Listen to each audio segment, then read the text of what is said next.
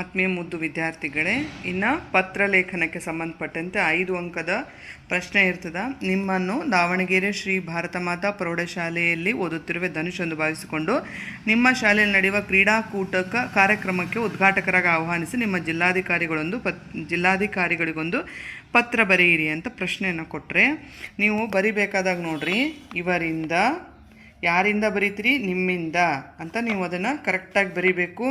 ಅಲ್ಲಿ ಹೆಸರು ಕೊಟ್ಟಿರ್ತಾರೆ, ಅದೇ ಹೆಸರನ್ನು ನೀವು ಬರೀರಿ. 10ನೇ ತರಗತಿ ಅದು ಯಾವ್ದು ಪ್ರೌಢಶಾಲೆ ಬರೀರಿ, ಊರು ಬಸ್ರು ಬರೀರಿ. ಇಲ್ಲೇ ಇವರಿಂದ ಬರಿಬೇಕಾದಾಗ ಏನು ಮಾಡಿರಿ, ಇಲ್ಲೇ ಅಲ್ಪ ವಿರಾಮವನ್ನು ಸರಿಯಾಗಿ ಹಾಕ್ರಿ. ಇವರಿಗೆ ಬಂದಲ್ಲಿ ಕೂಡ ಅಲ್ಪ ವಿರಾಮ ಹಾಕ್ರಿ. ಮಾನ್ಯ ಜಿಲ್ಲಾಧಿಕಾರಿಗಳು ದಾವಣಗೆರೆ ಜಿಲ್ಲೆ ಅಂತ ಕೊಟ್ಟರೆ, ಮಾನ್ಯರೇ ಇಲ್ಲಿ ಕೂಡ ಅಲ್ಪ ವಿರಾಮ ಇಂಪಾರ್ಟೆಂಟ್ ಹಾಕ್ರಿ. ವಿಷಯ ಕ್ರೀಡಾಕೂಟ ಉದ್ಘಾಟನಾ ಕಾರ್ಯಕ್ರಮಕ್ಕೆ ಆಗಮಿಸುವಂತೆ ಆಹ್ವಾನ. ಇದರ ನಂತರ ವಿಷಯ ವಿವರಣೆ ಬರೀರಿ. ಧನ್ಯವಾದಗಳೊಂದಿಗೆ ಸ್ಥಳ, ತಮ್ಮ ವಿಶ್ವಾಸಿ, ದಿನಾಂಕವನ್ನು ದಯವಿಟ್ಟು ಮರಿಬೇಡ್ರಿ. ಇಷ್ಟು ಹಂತಗಳನ್ನು ನೋಡ್ರಿ, 1, 2, 3, 4, 5, 6, 7, 8, 9 ಹಂತಗಳು ಕರೆಕ್ಟ್ ಇತ್ತು ಅಂತಂದ್ರೆ ನಿಮ್ಮ ಪತ್ರ ಕರೆಕ್ಟ್ ಇದೆ ಅಂತ ಅರ್ಥ. ಯಾವುದಾದ್ರೂ ಒಂದನ್ನು ಮರೆತ್ರಿ ಅಂದರೆ ನಿಮ್ಗೆ 5 ಅಂಕಗಳಲ್ಲೇ ಹೋಗ್ಬಿಡ್ತವು.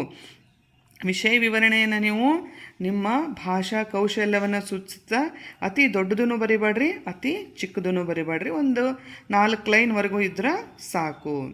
ಶುಭವಾಗಲಿ.